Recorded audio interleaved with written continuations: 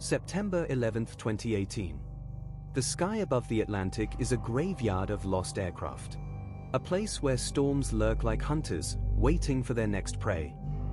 Tonight, Air India Flight 101 is that prey. Inside the cockpit, red lights flash like silent screams. Systems are failing. The altimeter is lying. The landing guidance is gone. The pilots are blind, deaf, and running out of time. Outside, a storm rages like a monster, devouring the horizon. And the fuel? It's nearly gone.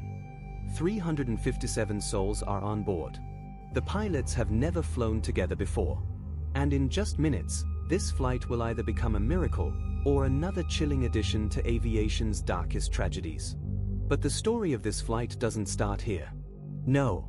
It begins 14 hours earlier, in a place where no one, not the pilots, not the passengers, not even fate itself, could have predicted the horror waiting for them.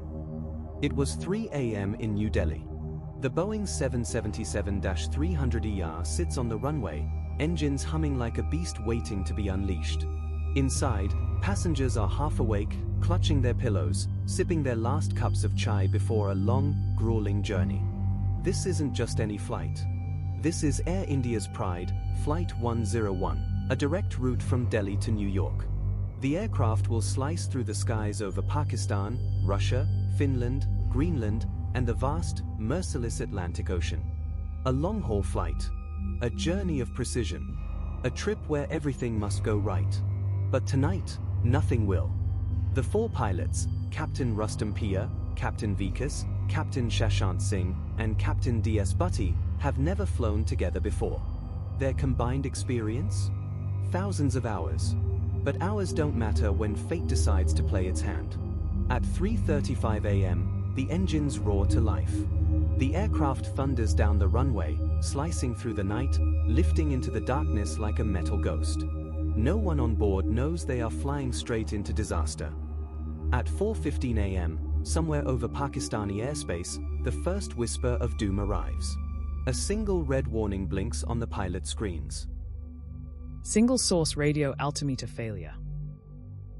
The message is short, cold, almost harmless. But what it means? 2 of the plane's 3 radio altimeters are dead. This isn't a small issue. It's a ticking bomb. The radio altimeter tells the pilots how high they are. And if the last one left is inaccurate, they will never know when they are too low. It's like closing your eyes and walking toward the edge of a cliff, praying the ground doesn't disappear beneath you. The pilots glance at each other. Is this serious? Can they continue? They choose to move forward. A choice they may regret. A systems collapse. One by one, the lights go out. 3 hours pass. The aircraft glides over the frozen landscapes of Russia. Passengers are asleep, wrapped in blankets, dreaming of their destinations. They have no idea. In the cockpit, another alarm. TCAS. Failure. That means the traffic collision avoidance system is gone. This system is the aircraft's second pair of eyes. It detects planes nearby and warns the pilots before a collision. Without it, the sky is a blind spot. The pilots exchange glances. 1 system failing is concerning. 2, it's the beginning of something far worse. And then, it happens. 10 hours into the flight. Over the Atlantic Ocean. The storm is growing. The air is turning against them. And then, the final, crushing blow. ILS. Failure. ILS. Failure. Now, the instrument landing system, gone. This isn't just another failure. This is disaster. The ILS is what guides a plane to the ground when visibility is low. It's what pilots rely on when storms make the runway disappear into darkness. Without it, they will have to guess their descent.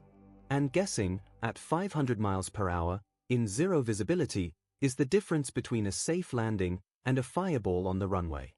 Now the final descent starts. That was totally a one-way ticket to fate.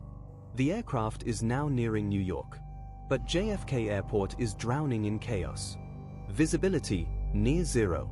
Cloud ceiling, 200 feet. Wind, merciless. And the worst part? The plane is nearly out of fuel.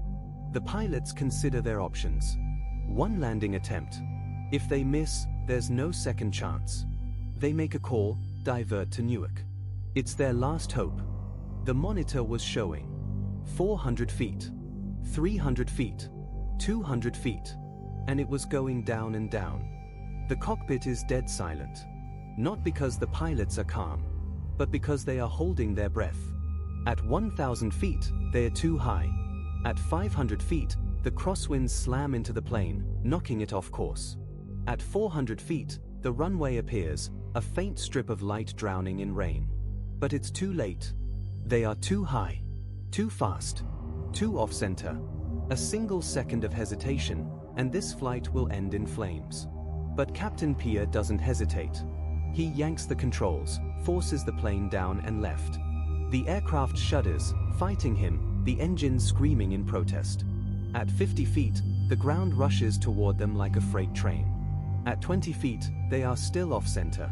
At 10 feet, and then they crashed. Impact. The tires slam onto the tarmac. The engines roar. Reverse thrust engages. The aircraft screeches down the runway. And then, silence. They have stopped. They have survived. For a long moment, nobody moves.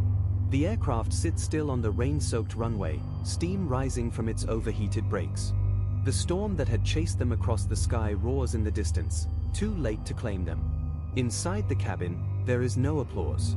No cheers. Just the sound of shaky breathing. Some passengers sit frozen, unable to believe they are still alive. Others hold their loved ones, gripping them so tightly as if they might disappear. A few wipe away silent tears, overwhelmed by the realization of what they have just survived. And then, the first deep exhale.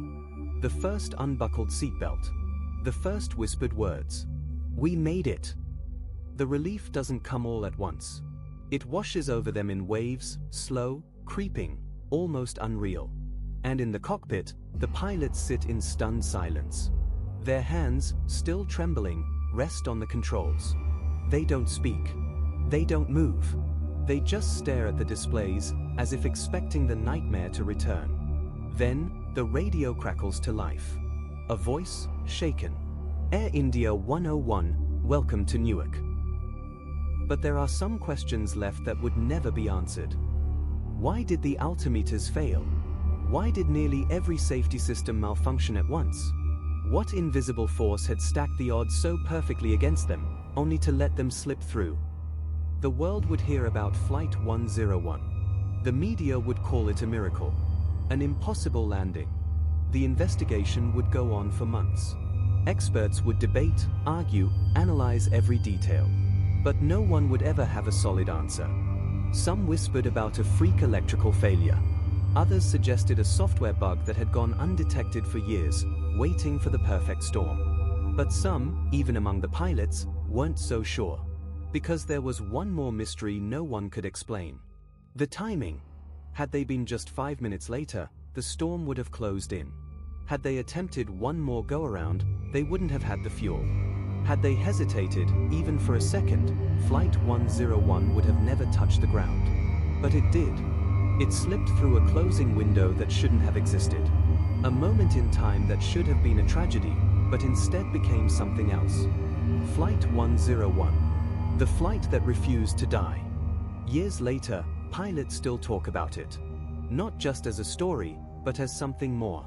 Because Flight 101 wasn't just a lucky escape. It was a reminder.